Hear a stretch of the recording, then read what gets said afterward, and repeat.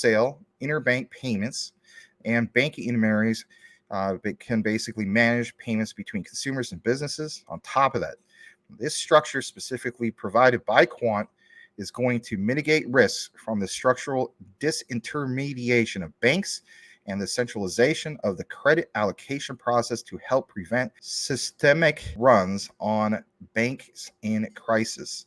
And that's key. Think about if we would have had some of these things implemented back in 2007 to 2010 during the Great Recession, right? That would make sense. The CBDC model can use a secure, decentralized structure with DLT configurations that are private, ring-fenced by governments and financial institutions, and permissioned, enabling consumers and businesses access through their commercial bank connected to the interbank CBDC network.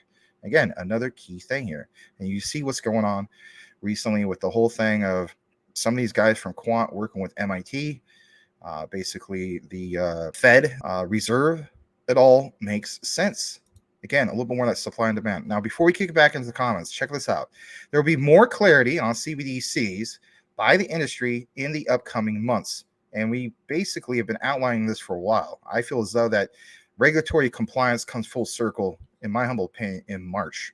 That also makes sense. Why? Because as we know, especially when it comes to the change of Congress and so on, you have a lame duck session.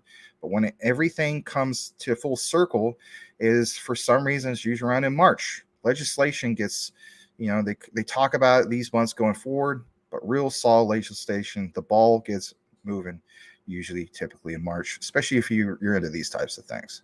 It says this, in regards to his take on it and from our meetings with central banks, is that there would be a wholesale CBDCs and specific FMIs and FIs that will be issuing pegged retails CBDCs for smaller value transactions. And that's another key thing that stands out here. You want to see some of these also smaller value transactions.